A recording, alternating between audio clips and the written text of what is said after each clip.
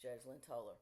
I would tell you about yesterday. I was cleaning house, and I clean house. Of course, you play music when you clean house, and I had thought I had cleared my playlist of all songs that were dangerous to me, because as a widow, songs can be dangerous, and I thought I was cool. I was cleaning, and then a song came on by Glenn Campbell. I know probably you don't remember him. He's an old country singer. It was called Wichita Lineman. And it was a song about a guy that worked on electrical lines, and he couldn't get home to the woman that he loved. And he wanted to go home, but it didn't look like rain. And whenever it wasn't raining, he had to work because he had to keep the lights on. Just he was a regular dude doing a regular job. But if he stopped doing his gig and guys like him, the lights go off. And he wasn't entrepreneurial. He wasn't all of these things that everybody says everybody ought to be these days. What he was a regular guy who kept the lights on. And I played that song. I sat down on the floor and just cried because my husband was a regular guy that kept the lights on. I'm a regular chick that just has an irregular job. And I know it's a little bit presumptuous of me to extol the virtues of being regular. But I am regular. I just have an irregular job. I didn't intend on it. It just happened to me. They called me. I didn't call them. I just kind of showed up. Joe and I used to always say this.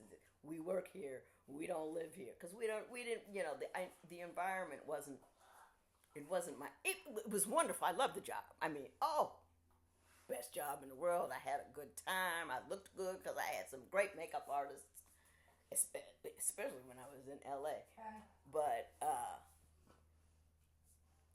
I just think regular guys don't get their due anymore. You see these guys. I was watching this therapy show, and these guys were talking about, they're the ultimate dude. They got a suit on that's just too tight. I don't understand the tight suit thing. I don't get it. I don't understand it. I don't get it. But anyway, oh my goodness. But regular dudes don't get everybody I'm not going to mention his name because I think it's heretical, but all this high value man and, what are you bringing to the table? I bring these monies and this entrepreneurial spirit and this and that. And I got this woman, she's like found the brand and all this kind of stuff. And she's really beautiful and her hair is long and flowy and blah, blah, blah, blah, blah, blah, blah, blah, blah, blah, blah. And it's like, I got to meet a high value man. I got to meet the right woman. She's da da da da da da da da. Regular dudes. He ain't got to have a suit on that's too tight. He ain't got to, you know what I mean? They'll have to have a six-figure job. Just regular dudes keep the lights on. All of these entrepreneurs, if they went away, your life wouldn't really change. Maybe your entertainment would change a little bit, but you ain't got nobody to turn on the lights and the plumbing and regular chicks too, because I consider myself a regular chick. A regular chick is one who just is regular, and there's nothing wrong with it. I think everybody is so intent on being this big, beautiful, like a Beyonce, Jay-Z cast off, and I just think if you look for that, you're not looking for the thing that'll make you happy. There's this 80-year longitudinal study on happy. Started at Harvard, 1938. Back in the day, they thought what made people successful what determined successfulness was race.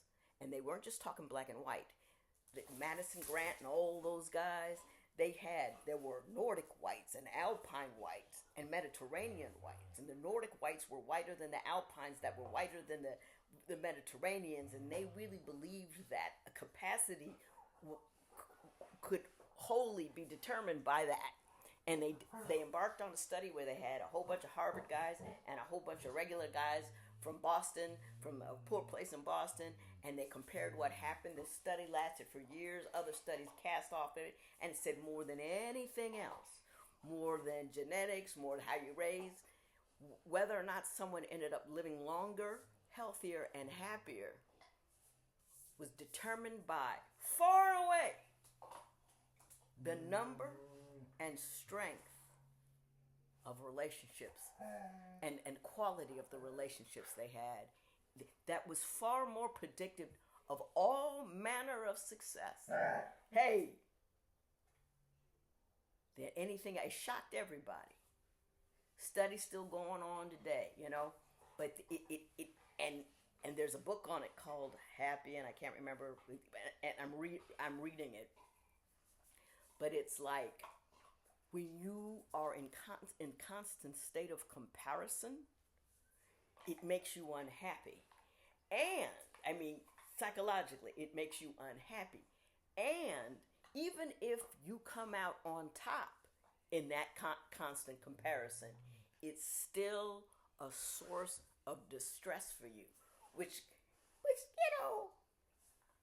do you know how much we count and we monetize and we target and we am I better than this? Am I better than this person? Do I look better than this and that? And it can pull you in, and sometimes it'll make you money, and it often makes you money when you talk about dating, because as an authority on this is what you need to do and this is what you need to do, those are very, very, very, very, very successful. All I'm saying is this. Don't let your culture, hey, don't let your culture run your mind. And it can run your mind without you really realizing that's what's going on. And, to be happy, you have to feed the right dog. And the right dog is not the pretty dog or the presentation dog or the performative dog. The right dog is the one that's with you. You know what I mean? In the down times, in the bad times, who loves you, who cares for you, and who is strong for you. I had the right dog. You know what I mean? He's the reason you know who I am. Because I'm so regular, I never would have done any of the things I've done without him. And he was regular. Two regulars ended up having an extraordinary life together because we were looking for love. And then we loved each other. And then we looked forward. So I'm just saying, don't just pick on what they look like and what they have and what they bring to the table. Because you might miss the happy boat.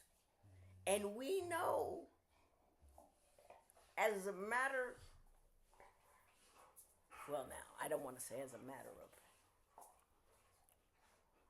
we know, we have researched enough about the human brain to know what tends to make us happy and not happy.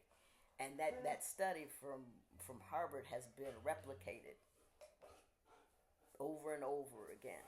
And it's the quality, strength, health, and number of meaningful, positive relationships that, and I'm just saying, like for me, a regular chick, you get a regular guy, and the results don't necessarily have to be regular.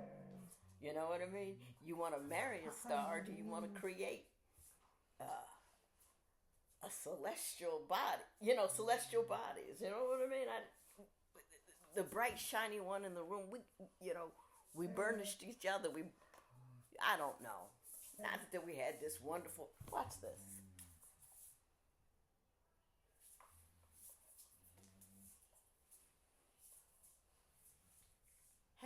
ever seen anything like that? I'm not saying we had we had a great relationship, and I miss it. And I played Wichita lineman, and he was the guy that would be on the line. He wouldn't come home till it was time.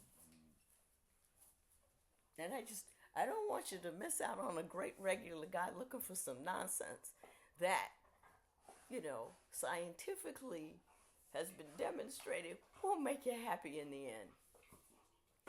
That's all I'm saying. Y'all have a good day. Let's hear it from regular dudes and chicks.